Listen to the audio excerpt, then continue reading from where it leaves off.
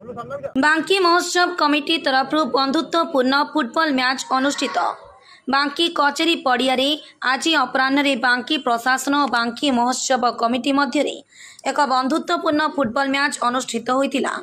महोत्सव कमिटी 3-1 विजय लाभ करथिला। बांकी महोत्सव कार्यकारी सभापति विधायक देवीरंजन त्रिपाठी कैप्टेनशिप करथिले। सेपरि बांकी प्रशासन तरफ उपजिलापाल देवी प्रसन्न महांती थिले। आईनजीवी संतोष रणा खेल उपस्थापना करथिले। बांकी महोत्सव कमिटी संपादक डॉक्टर गणेश्वर साई, कोषाध्यक्ष सनातन बेहरा, केंद्र बैंक सभापति सुभाष चंद्र पाढ़ी, वरिष्ठ नेता सुफल बेहरा, भागीरथी पाणी प्रमुख मंच में उपस्थित थिले। बांकी मानस रंजन साहू को रिपोर्ट, खबर हब ओडिशा।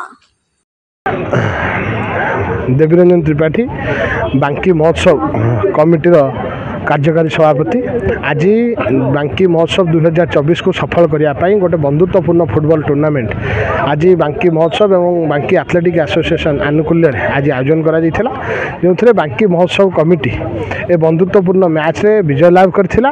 मु धन्यवाद देवाक चाहिए बांकी प्रशासन समस्त टीम मेंबर्स को एवं बांकी महोत्सव समस्त कर्मकर्ता को गोटे सौहार्दपूर्ण परिवेश रे बांकी महोत्सव को सफल करने 2024 माँ चर्चिका निकट प्रार्थना करवा एवं आम भितर समन्वय रक्षा करी सबु दर्शक माने निजर बांकी महोत्सव को केमती भरपूर भाव सेलिब्रेट करेंगे से आम समस्ते मिलित सहयोग करवा मिलीमिशी काम करवा से बंधुत्वपूर्ण फुटबॉल टूर्नामेंट आयोजन कर।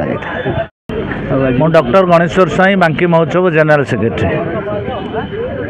बांकी महोत्सव आसंता 17 अक्टोबर 17 तारिख 21 तारिख 5 दिन धरी अनुष्ठित हेबो एवं से उपलक्षे बांकी निर्वाचन मंडली रे गत रज ठारू आज पर्यंत विभिन्न प्रकार कार्यक्रम हाथ को निया जाइछि। महिला भागवत, ओडिसी कीर्तन, छात्र छात्री भितर वक्तृता प्रतियोगिता, सेमिनार एवं आज प्रशासन एवं बांकी महोत्सव मध्य एक बंधुत्वपूर्ण फुटबॉल मैच अनुष्ठित होइछि। एतिरे बांकी महोत्सव विजय लाभ करिछि। प्रशासन नेतृत्व नैथिले सब कलेक्टर देवी प्रसाद महांती एवं महोत्सव नेतृत्व नैथिले यार सभापति देवीरंजन त्रिपाठी। अति सुंदर भाव हेला। बांकी माटी एक भाईचारार माटी, चर्चार माटी एवं यही माटी रे एभली एक बंधुत्वपूर्ण खेल प्रशासन और महोत्सव वास्तविक लोकमान मन भितर गोटे नूतन उत्साह उद्दीपना भर रही। आशीर्वाद आमर नित्यांत आवश्यक। आमको सपोर्ट करिपा पई आम चैनल को लाइक, शेयर एवं सब्सक्राइब करिपा को भूलिबेनी।